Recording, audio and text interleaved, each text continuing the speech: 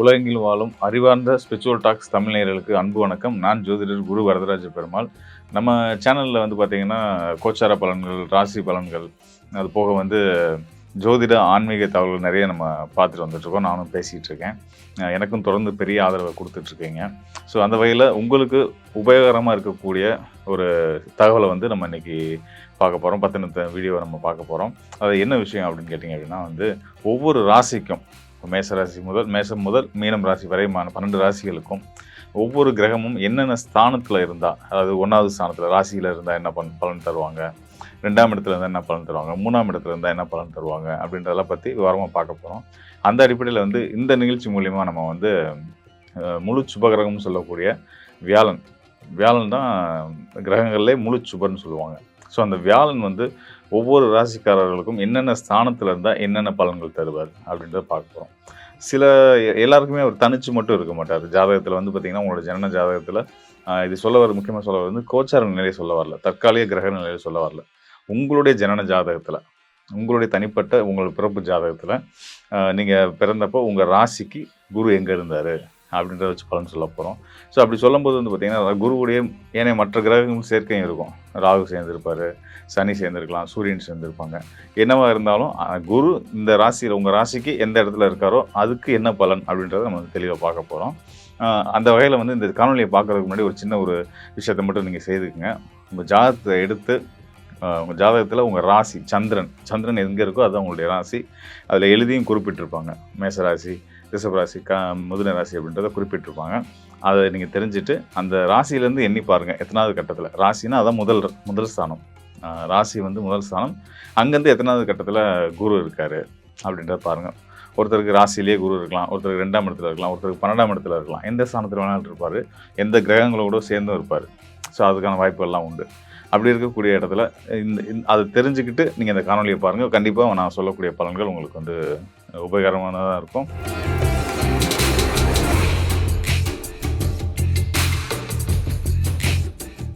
அதன் அடிப்படையில் இப்போ வந்து நம்ம வந்து ராசி மண்டலத்தில் முதல் வீடாக இருக்கக்கூடிய மேசராசி வந்து பார்த்திங்கன்னா காலபுருஷ தத்துவத்தில் முதல் வீடே மேசராசி தான். அப்படின்ற போது இயல்பாகவே தலைமை பண்பு, முதன்மை அப்படின்றது தலைமை அப்படின்றதுக்கான ஈக்குவலான ஒரு விஷயம்.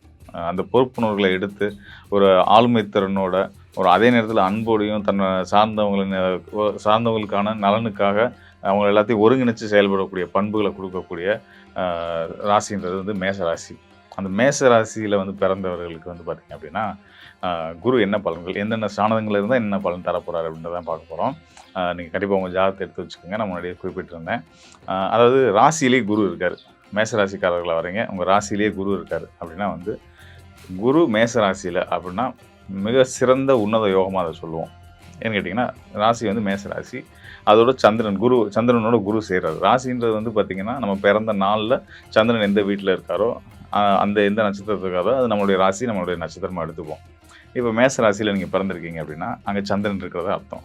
அங்கே சந்திரனோட வந்து குரு சேர்றாரு அப்படின்றது என்ன ஆகும் அப்படின்னா குருச்சந்திர யோகம் செயல்பட ஆரம்பிக்கும். மேசராசிக்காரர்களுக்கு குருச்சந்திர யோகம் வந்து மிக உன்னதமான யோக பலன்கள். குருச்சந்திர யோகம் அப்படின்றது என்னன்னு கேட்டிங்க அப்படின்னா பிரபல யோகம். நீங்கள் செய்கிற செயல்கள் மூலியமாக உங்களோட ஒவ்வொரு செயல்கள், அதாவது கல்வியிலேருந்து, உங்களோட தொழிலிருந்து, உங்களோட தனிப்பட்ட வாழ்க்கையிலேருந்து நீங்கள் நடந்துக்கிற முறைகளில் ஒரு சரியான ஒழுக்கத்தோடும் சரியான ஒரு பாதையிலையும் நடக்கிறதுனால நல்ல பெயர் புகழ் அடைஞ்சு எல்லோரும் மதிக்கக்கூடிய ஒரு நபராக, எல்லோரும் வணங்கக்கூடிய ஒரு நபராக இருப்பீங்க அப்படின்றது அந்த குருச்சந்திர யோகம்.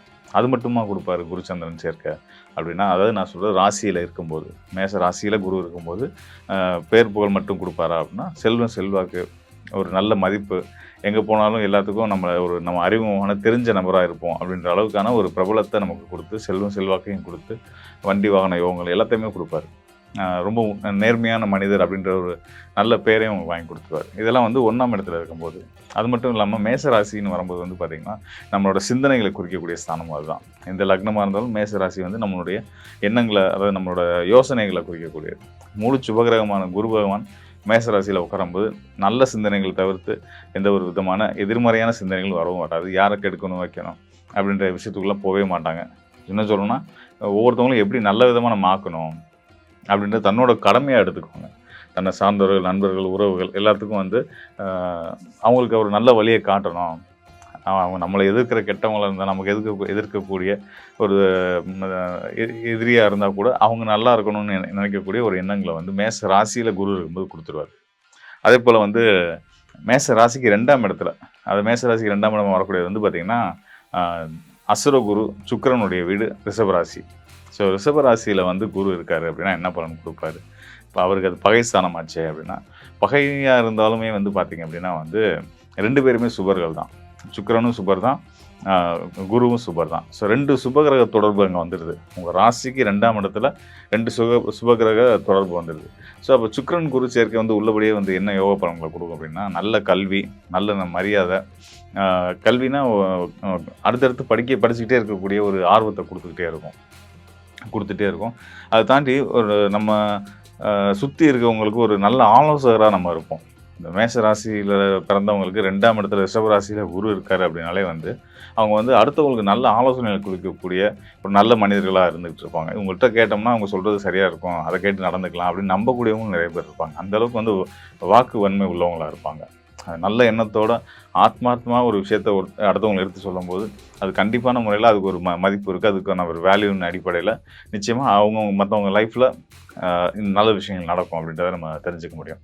அதுபோல் ராசிக்கு தனஸ்தானமாகவும் வர்றதுனால உங்களுடைய தனஸ்தானத்தில் சுபகிரகம் இருக்கும்போது செல்வம், செல்வாக்கு, குடும்ப ஒற்றுமை இது எல்லாமே சிறப்பாகவே இருக்கும். அதாவது மேசராசிக்காரருக்கு 2ஆம் இடத்துல குரு இருக்கும்போது இந்த நல்ல பலன்கள்லாம் கிடைக்கும். அதே குரு பகவான் மேசராசிக்கு 3ஆம் இடத்துக்கு போகிறார். 3ஆம் இடம் அப்படின்றது வந்து பார்த்திங்கன்னா மிதுன ராசி. மிதுன ராசியில் குரு, மிதுன ராசியுமே குருவுக்கு பகை வீடு தான். மிதுன ராசி அதிபதி புதன், குரு வந்து அவருக்கு பகை. குருவுக்கு புதன் பகை, புதனுக்கு குரு பகை அப்படின்ற மாதிரி நம்ம சாஸ்திரம் சொல்லியிருக்காங்க. ஸோ அந்த வகையில் வந்து மேசராசிக்கு 3ஆம் இடமான மிதுனத்தில் குரு போய் அமர்றாரு அப்படின்னா ராசிக்கு 3ல் குரு மறைகிறதுனால ஒன்றும் தப்பு கிடையாது. அந்த 3ஆம் இடத்தோட தன்மைகள் என்ன அப்படின்னு கேட்டிங்கன்னா தைரியம், தன்னம்பிக்கை, விடாமுயற்சி இதெல்லாம் கொடுக்கக்கூடியது. அதை எந்த ஒரு விஷயத்தையும் நல்ல விஷயமா இருக்கும் பட்சத்தில் அதை விடாமல் போராடி ஜெயிக்கக்கூடிய ஒரு ஆற்றலையும் வலுவையும் குரு வந்து மேசராசிக்காரர்களுக்கு மிதுனத்தில் இருக்கும்போது கொடுத்துருவாரு. அதாவது போராட்ட குணம், விடாமுயற்சியோட சரியான விஷயத்துக்காக உறுதியாக நின்று போராடக்கூடிய அந்த ஒரு மனோபாவத்தை வந்து 3ஆம் இடத்து குரு வந்து மேசராசிக்காரர்களுக்கு கொடுப்பாங்க. 3ஆம் இடத்துல குரு இருக்கும்போது உங்களோட முயற்சிகள் வந்து கண்டிப்பாக வீண் போகாது. அதே போல் அடுத்ததான் வந்து 4ஆம் வீடு. 4வது வீடு அப்படின்னு பார்த்தீங்கன்னா ராசிக்கு 4ஆம் இடம் வரக்கூடியது வந்து சந்திரனுடைய கடகராசி. கடகராசி இதை வந்து பார்த்திங்கன்னா ஒரு ரொம்ப முக்கியமான மேசராசிக்காரர்களுக்கு கடகராசியில் குரு இருக்கிறது ஒரு மிக சிறந்த அதியோகம் சொல்லலாம்.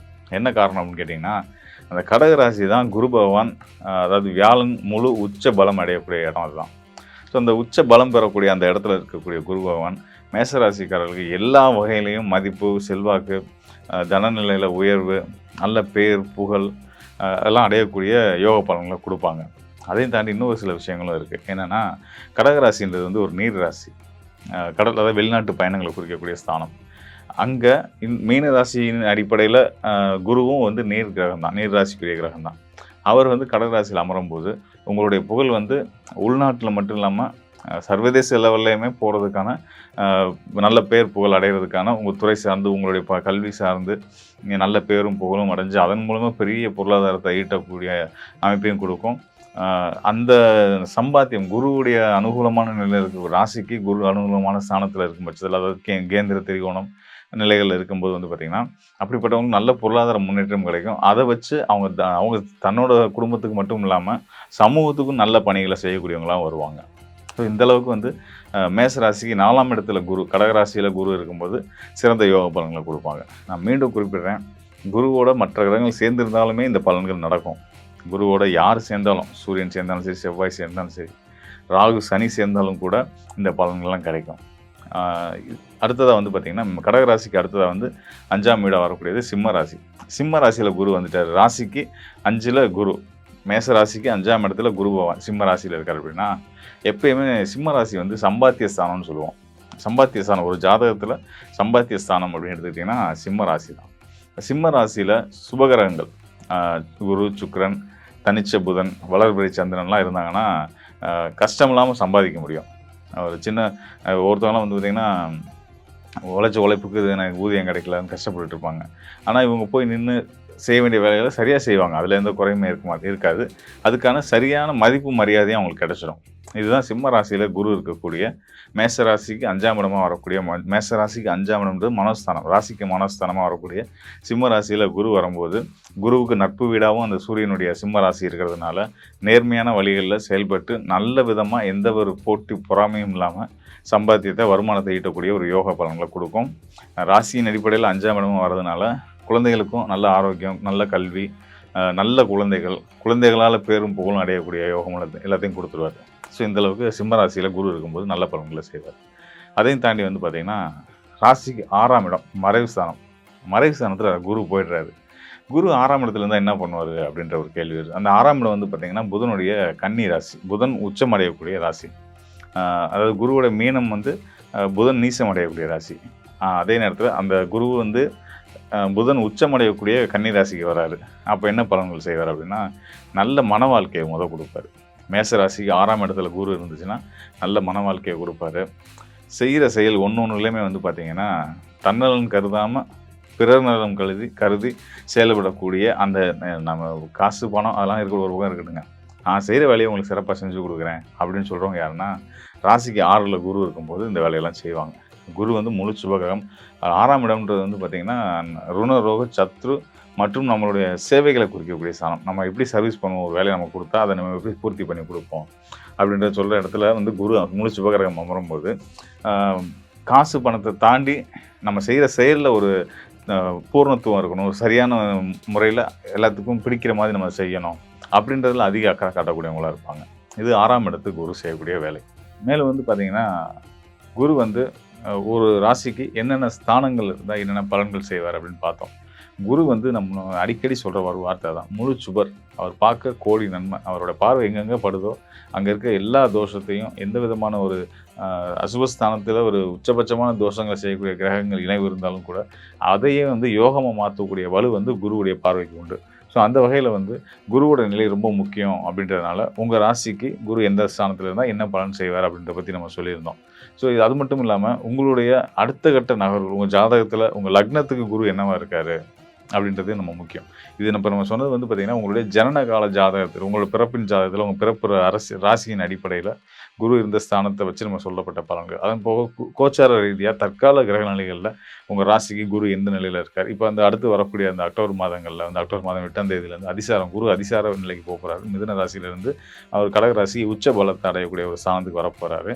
ஸோ இந்த உச்ச பலம் அடையக்கூடிய குரு பகவான் அதிசார நிலையில் வந்து உச்ச பலம் அடைஞ்சு அவர் என்னென்ன பலன்களை செய்ய போகிறார். நம்ம வந்து வெறுமனே நம்மளோட ஜனன ஜாதகம் மட்டும் முழு பலனுக்கு போதுமானதா அப்படின்னு இல்லாமல் நம்மளுடைய கோச்சார நிலைகளில் கிரகங்களுடைய நிலைகள் ரொம்ப ரொம்ப முக்கியமானது. சந்திரன், அதாவது கோச்சார நிலைன்றது வந்து சந்திரனுக்கு இப்போ ராசிக்கு, நம்மளுடைய ராசிக்கு இப்போது குரு எங்கே இருக்கார், சனி எங்கே இருக்கார் அப்படின்றத பார்க்குறது.